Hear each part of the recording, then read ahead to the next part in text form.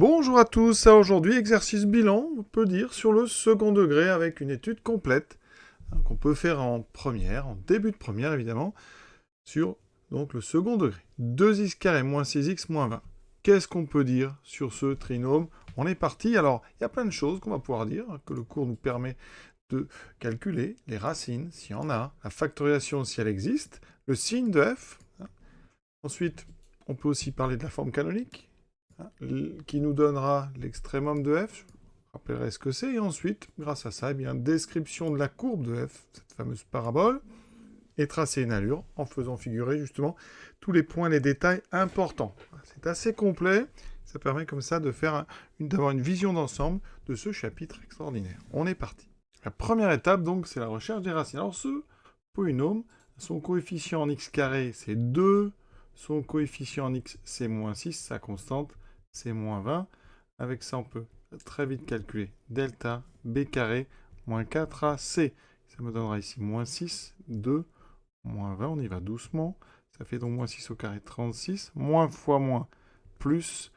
Ici, 2 fois 4, 8 fois 20, 160. Ce qui me donne effectivement un nombre intéressant, c'est 196. Et 196, c'est le carré de 14.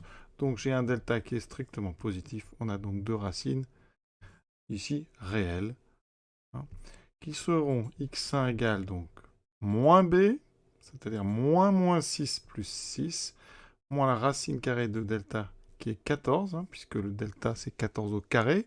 Racine carrée de delta c'est donc 14. Important de connaître ces carrés. Ensuite 2 fois, ce qui fait 4. J'obtiens x1 qui fait donc 6 moins 14 moins 8 sur 4, moins 2. Et x2 vaudra donc 6 plus 14 sur 4, ce qui fait 20 sur 4, ce qui donne 5. On a donc deux racines qui sont moins 2 et 5. D'accord? Donc là, on vient de trouver deux racines. Maintenant, la factorisation. Ça, c'est du cours. Quand on a les deux racines, eh bien, on a la factorisation sous la forme a fois x moins x1 fois x moins x2. Je remplace a vaut 2. X moins 2, ça fait x plus 2. Vous voyez, ça s'annule en moins 2. C'est normal, c'est une racine. Et l'autre doit s'annuler en 5. Ça sera x moins 5. Voici la factorisation. Maintenant, avec ça, toutes ces infos, on peut trouver le signe de f. Le signe, ça se présente sous forme d'un tableau. X moins l'infini plus l'infini. Ici, on va indiquer les deux racines, moins 2 et 5. Ensuite, on indique ce 0 pour signifier que en moins 2 et 5, f de x s'annule. Et là, il y a deux façons de faire. Moi, je préfère une petite courbe. On sait ici que a est égal à 2 et est positif, donc on a une parabole qui est orientée vers le haut, avec deux racines, donc un axe horizontal qui va couper en deux points, d'abscisse moins 2 et 5. Et donc au niveau du signe, bien vous voyez, plus, moins, plus. Sinon, une petite phrase nous dit que c'est du signe de A à l'extérieur des racines. Donc voilà pourquoi ici on va mettre plus et moins. Mais la courbe suffit largement pour comprendre ce plus, moins, plus. La forme canonique. Alors, ici c'est la partie en général la plus délicate. Alors on peut la trouver en utilisant le fait que, eh bien, le sommet de cette parabole. Donc on va le dire tout de suite, la courbe est une parabole.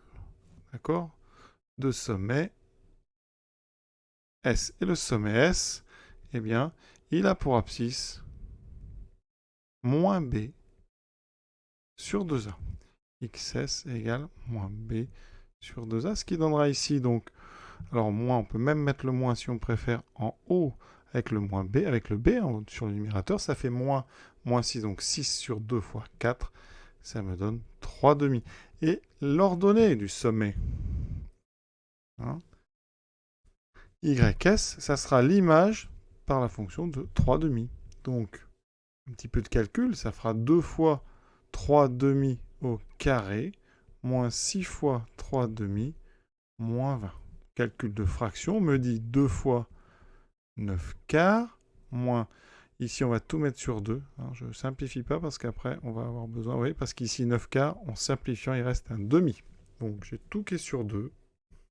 Et j'aurai 9 moins 18 moins 9 moins 40, ça fait moins 49 demi. Et ça nous donne deux choses. Tout d'abord, la forme canonique, avec le sommet, vous l'avez directement. Donc ici, forme canonique. Le cours, il faut le connaître, nous dit que c'est A fois x moins xs au carré plus ys. Donc ici, une forme canonique qui sera donc A vaut 2 fois x moins 3 demi au carré moins 49 demi. Deuxième info que me donne ce sommet, moins 49 demi, c'est l'extrémum. On a une courbe qui est une parabole orientée vers le haut, avec un sommet donc qui est en bas. Donc FA pour minimum, ce qu'on appelle un extrémum, mais celui-là c'est un minimum. Il y a deux types d'extrémum, les maximums et les minimums. Ici, elle est orientée vers le bas, on a donc un minimum. Un pour minimum, donc moins 49 demi. Et il est atteint ce minimum une seule fois, quand x est égal à 3 demi. Voilà. Pour la forme canonique, on peut la trouver par le calcul. C'est un petit peu plus dur, mais ça marche bien. Pour ça, il faut suivre la procédure à la lettre. Donc, on factorise f par 2. 2x carré moins 3x moins 10. Alors, même le moins 10, on va le laisser en dehors. Moins 20. Ici, dans la parenthèse, par contre, c'est le début d'un carré. Et à la place de mettre 3, on va mettre la moitié, 3 demi. Ensuite, on met un carré. En développant, on a bien x carré, moins 3x, mais on aura plus 9 quarts, le carré de 3 demi, donc je dois enlever le carré. Donc je dois faire moins 9 quarts. Étape suivante, j'enlève les parenthèses. Ici, je développe en fait le 2. J'aurai donc moins 2 fois 9 quarts. Moins 20, je vais mettre 40 demi, parce qu'ici, tout de suite, on simplifie. Et vous retombez, vous voyez, assez vite sur la forme canonique qu'on avait obtenue en calculant les coordonnées du sommet. Il reste maintenant à faire le reste. Donc la courbe, c'est une parabole, j'ai déjà dit, de sommet S orientée vers le haut. Elle va couper l'axe en moins 2 et 5 au niveau des abscisses. D'accord? Ça, c'est les racines qui me permettent de dire ça. Le sommet, on va le placer tout de suite. 3 demi, ça fait 1,5. On est là. Ça, c'est donc XS. Ici, j'ai X1. Ici, j'ai x2. Y, c'est moins 49 demi. Ça fait moins 24,5. Donc, on est par là. Voilà. Donc, mon sommet est en moins 3 demi. Je sais pas, c'est donc ici. À peu près là. Donc, ça, c'est S. D'accord? Avec ici, une ordonnée en moins 49 demi. Pour bien tracer, ça suffit. Il n'y a pas besoin de plus. On veut juste une allure. Donc, ici, on va faire une parabole. En essayant de la faire passer par nos deux points ici, de faire un beau sommet là, et de respecter une symétrie dans la courbe. On est comme ceci. Voilà. D'accord. Ceci vraiment reste une allure. Et on voit bien. Ici donc, la symétrie par rapport à 3 demi. L'abscisse du sommet. Le sommet est exactement au milieu entre x1 et x2 ici, sur l'axe. C'est important. Orientation vers le haut. Ici, petite remarque, ça coupe l'axe des abscisses au niveau de l'image de 0. L'image de 0, c'est bien moins 20, donc on est bien. Alors, vous avez bien compris qu'une parabole, ici, c'est infini. Alors, on est bien sûr obligé de s'arrêter un moment. Donc, essayez de vous arrêter le plus tard possible. Voilà. Et donc ici, on peut mettre le nom de la courbe, on va l'appeler CF. C'est une parabole orientée vers le haut, avec un minimum, ici le sommet qui va justement être le point le plus bas de la courbe. 2 points ici qui coupent l'axe des abscisses. Et l'exercice est terminé. Je vous souhaite une bonne fin de journée à tous et à bientôt.